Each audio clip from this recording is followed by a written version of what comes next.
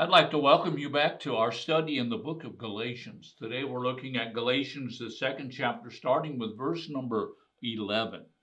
Now, we're going to be looking at something here that it may confound some people, but you know what? There are fights in the Bible, and they are good fights. And some people say, well, we all just need to live together in peace. Well, you know what? Somebody forgot to tell the Apostle Paul that. Because the Apostle Paul has been laying groundwork, historical groundwork up to this point to deal with the problem that was created by Peter. Now, we're looking today at Galatians, the second chapter, verse number 11, and we're going to look at this confrontation. What do you do with false teachers? You confront them. Now, notice what it says. But Cephas came to Antioch, and I opposed him to his face, because he stood condemned. What is the Apostle Paul saying? Paul is telling the Galatians something that didn't happen in Galatia. This happened in Antioch. But he's letting them know that I'm not going to put up with what has taken place. Now, what has taken place? Well, we're going to find out.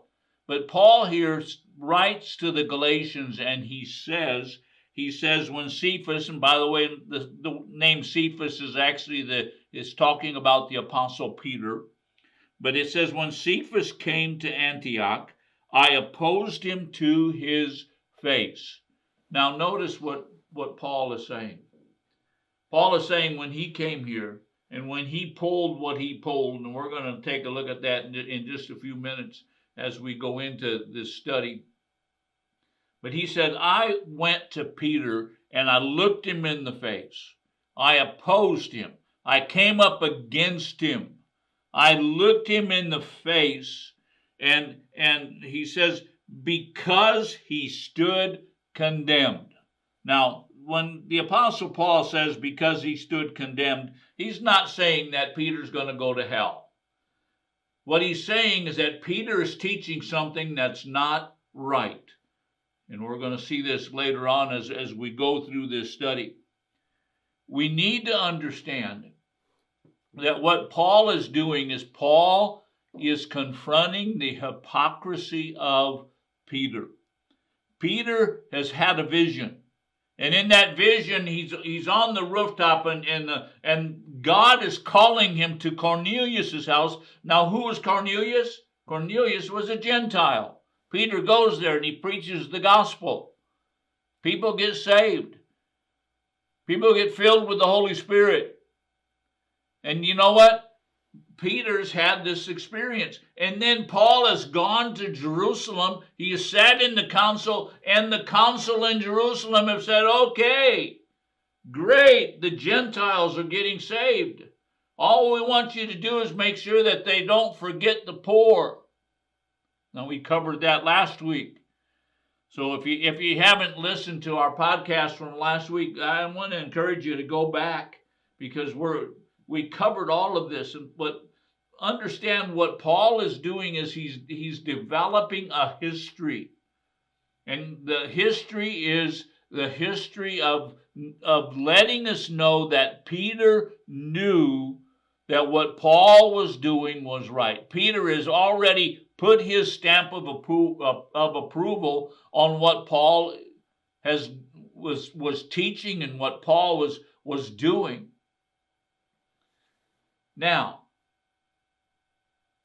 Paul says that I stood up and I opposed him face to face, and I did it because Peter was condemned. Verse number 12.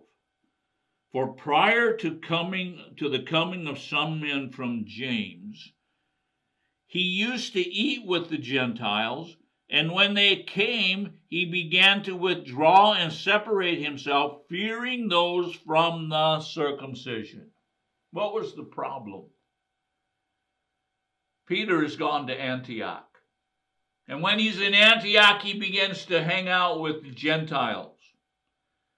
And he begins to eat with the Gentiles. Now, we need to understand that in Judaism, eating with a Gentile was something you were not supposed to do. Now, we don't know if Peter was eating a pork chop sandwich, eating something that was forbidden. All we know is that Peter is associating. This word eating, actually, it means to associate with other people in the Greek language.